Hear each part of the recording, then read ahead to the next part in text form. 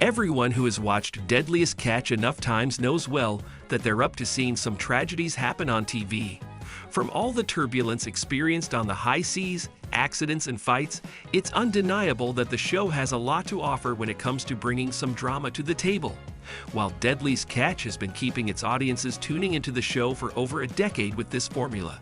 Sometimes not even the crudest parts of reality TV can compare to how cruel life off-camera is.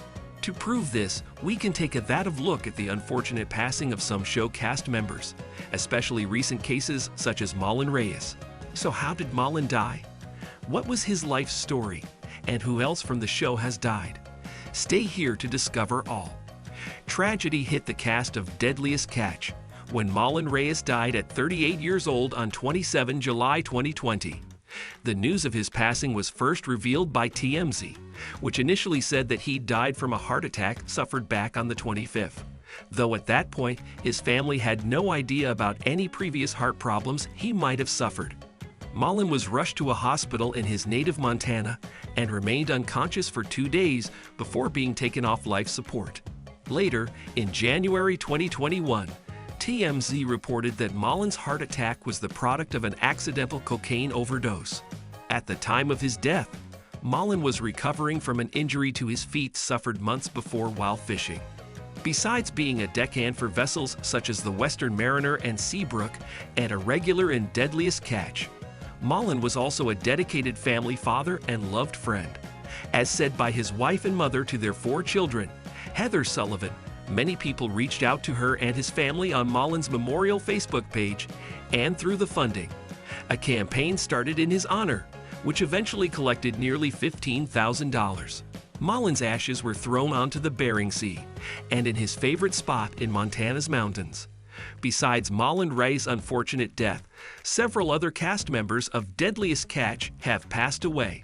On 28 December 2020, deck boss and regular Deadliest Catch cast member Nick McGlashan died at 33 years of age, survived by his wife Claire and 2 children. According to reports, Nick was found unresponsive in a Nashville hotel, where he was staying after flying from his hometown in Florida to hang out with friends. His death was caused by a drug overdose, a cocktail of methamphetamine, fentanyl, and cocaine, substances which he had long been struggling with. As Nick wrote back in 2017 for Chosen Mag, he found his career as a fisherman to be the cause of his addiction problems. My life went from Bering Sea badass to full-blown junkie very rapidly. Hidden from me was that passion I had for life. Taken from me was my ability to live, he wrote.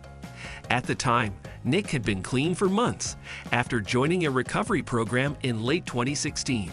During the Deadliest Catch 17th season premiere, Nick's former co-stars paid tribute to him. The shocking news didn't only affect his co-workers at Summer Bay, but also the Northwestern crew and its captain Sig Hansen. Nick had been appearing in the show since 2013 in 73 episodes overall.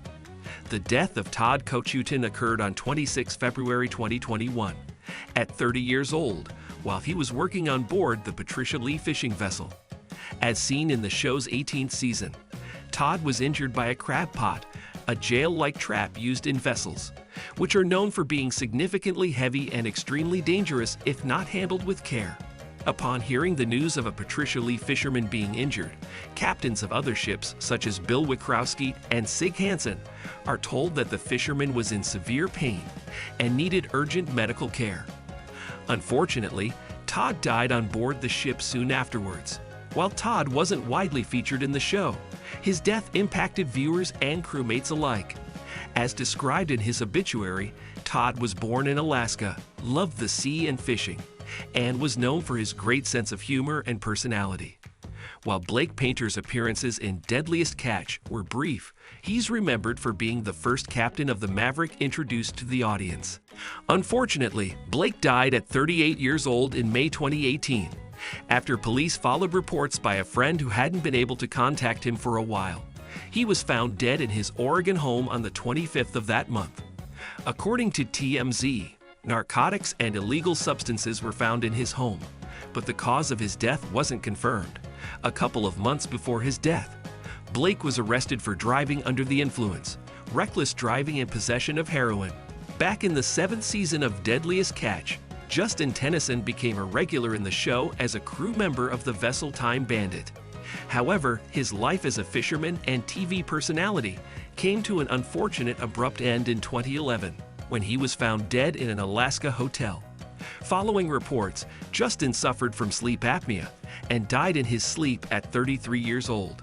Details about his family and daily life weren't revealed, but his former crew described him as hardworking and tough as a bull and was an all-around good hand. While other deaths involved former show stars, Joe McMahon was part of the Deadliest Catch family in a different way. As an associate producer during the 9th season, Joe was responsible for making many things in the show possible, despite his young age. Nonetheless, Joe's life came to an unfortunate end at 24 years of age, when he was shot repeatedly by a so-called friend in California in July 2015. According to reports, Joe had heard gunshots while at his parents' house and went out to investigate. The perpetrator was later found dead inside his car after shooting himself, but his identity wasn't revealed to the public. As a former captain of the Cornelia Marie, Tony Lara is well remembered by Deadliest Catch audiences for being the one who took the reins of the ship following the death of former skipper and friend Phil Harris. Despite leaving the show in the 8th season and starting a freight company, Tony didn't abandon the ocean entirely and often visited the Cornelia Marie to see how it was doing. Unfortunately, Tony died from a heart attack in his sleep at 50 years of age on 8 August 2015. Tony had been on a trip to Sturgis in North Dakota to join the Sturgis Motorcycle Rally. Tony's sudden death was a big surprise to his close ones, but he's remembered for his personality and work ethic. As the former Wizards captain, Keith Colburn told people at the time, Tony was always up to help others and work hard, even amid adversities such as breaking an arm during the 2000 crab season. He went down into the engine room and fabricated his own brace so he was able to get through. He basically saved the season for us, Keith recalled. The death which has impacted Deadliest Catch's audience by far the most was that of Phil Harris, the former captain of Cornelia Marie and fan favorite. Captain Phil's medical struggles were documented starting in the show's 4th season, during which he suffered a pulmonary embolism, the product of being violently smashed in a storm. He retired from that season, but returned the following year, taking back his skipper position for a short time before suffering a stroke on 29 January 2009. Phil was airlifted to a hospital in Anchorage, where he was induced into a coma to treat his intracranial pressure. Despite the initial signs of recovery, such as awakening from the coma by himself and writing a note to producers telling them to keep recording, Phil sadly died on 9 February from an intracranial hemorrhage. Just as Phil's death deeply saddened not only his crew and his surviving family, but also the audience, all the unfortunate passings of fellow Deadliest Catch cast members have had an impact on their own.